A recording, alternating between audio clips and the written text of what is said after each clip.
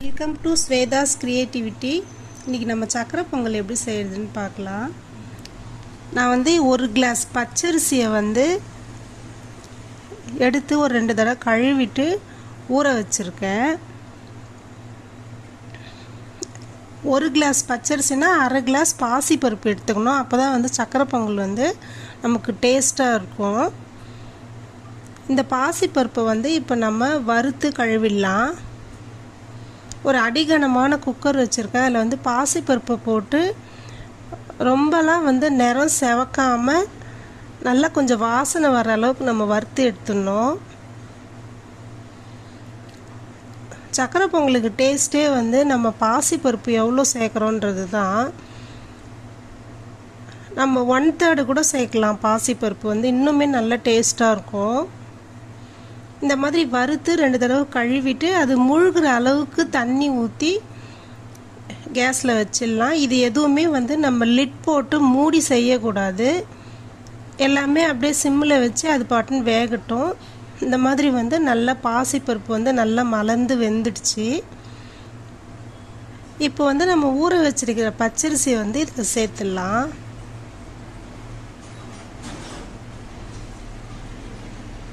இந்த மாதிரி ஊற வச்சு சேர்க்கும்போது நமக்கு அரிசி சீக்கிரமாக நல்லா வெந்துடும். இப்போ இந்த ஒரு கிளாஸ் பச்சரிசிக்கு நம்ம 2 கிளாஸ் தண்ணி வச்சிடலாம். ஏற்கனவே நம்ம பாசிப்பருப்பு வேகிறதுக்கு ஒரு 3/4 டம்ளர் தண்ணி வச்சு வேக வச்சிட்டோம். இப்போ இதில் ஒரு 2 பங்கு தண்ணி சேர்த்துடலாம். தண்ணி சேர்த்துட்டு இப்போ நல்லா நம்ம இது ஒரு தடவை கலந்து விட்டுட்டு கொதி வரட்டுன்னு சொல்லிட்டு சிம்மில் வச்சிடலாம்.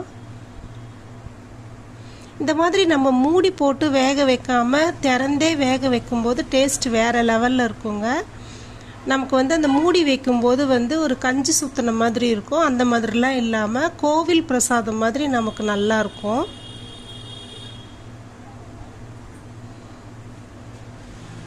ஓரளவுக்கு அரிசி நல்லா வெந்துடுச்சு. இந்த மாதிரி நடுவில் ஒரு 2 தடவை கொஞ்சம் கலந்து விட்டால் போதும். இப்போ ஒரு 1/4 டீஸ்பூன் உப்பு சேர்த்துடலாம். அப்போ தான் வெல்லத்தோட இனிப்பை நமக்கு அது எடுத்து கொடுக்கும். நல்ல தண்ணி இழுத்து கரெக்டான அளவில் வெந்துடுச்சு அரிசியும் பருப்பும். இப்போ இந்த ஒரு கிளாஸ் அரிசிக்கு நான் 1.5 கிளாஸ் வெல்லம் எடுத்துருக்குறேன். இதுவே நல்லா திகட்டுற அளவுக்கு இனிப்பு இருக்கும். நமக்கு வேணும்னா 2 கிளாஸ் வெல்லம் கூட எடுத்துக்கலாம். இப்போ இந்த வெல்லத்தை நம்ம இதில் குழஞ்சி வெந்த அரிசியில் கொஞ்சம் கொஞ்சமாக சேர்த்து கலந்துடலாம். ஒரு சிலர் இந்த வெல்லத்தை கொஞ்சமாக தண்ணி விட்டு பாகு மாதிரி எடுத்து சேர்த்தாலும் அதுவுமே இன்னும் நல்ல டேஸ்ட்டாக இருக்கும்.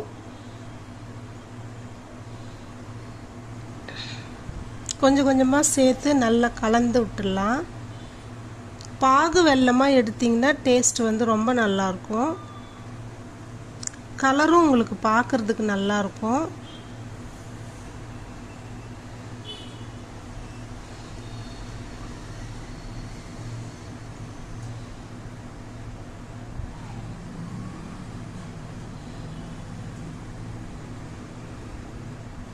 இது நம்ம எல்லாமே சிம்மிலே வச்சு செய்யணுங்க. இல்லைன்னா அடி பிடிச்சிடும். கேஸை நல்லா சிம்மில் வச்சு கலந்து கொடுத்துட்டு ஒரு 5 நிமிஷம் வச்சிங்கன்னா அந்த வெல்லத்தோட வாசனையும் நல்லா எடுத்து கொடுக்கும். இப்போ கொஞ்சம் ஏலக்காய் பொடி சேர்த்துடலாம்.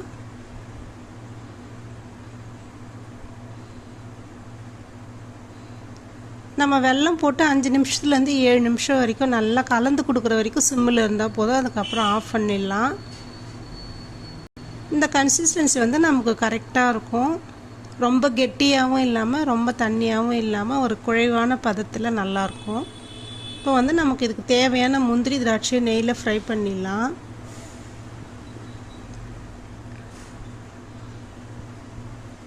ஒரு 4-5 ஸ்பூன் நம்ம நெய் விட்டுட்டு முதல்ல முந்திரியை போட்டுடலாம்.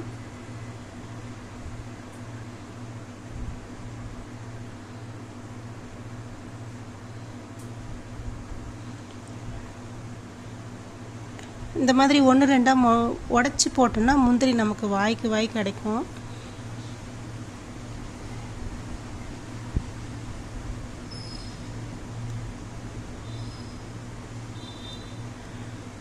முந்திரி கொஞ்சம் ஃப்ரை ஆனதும் நம்ம திராட்சை சேர்த்துடலாம்.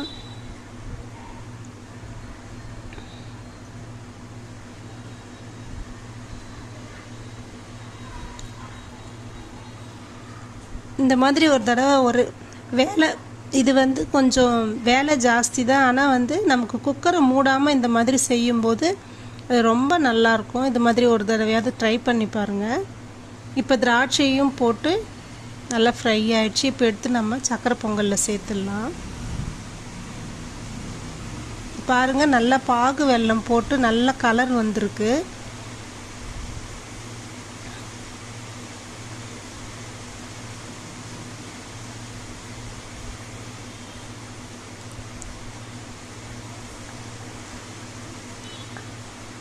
அவ்வளோதாங்க, சக்கரை பொங்கல் ரெடி ஆயிடுச்சு.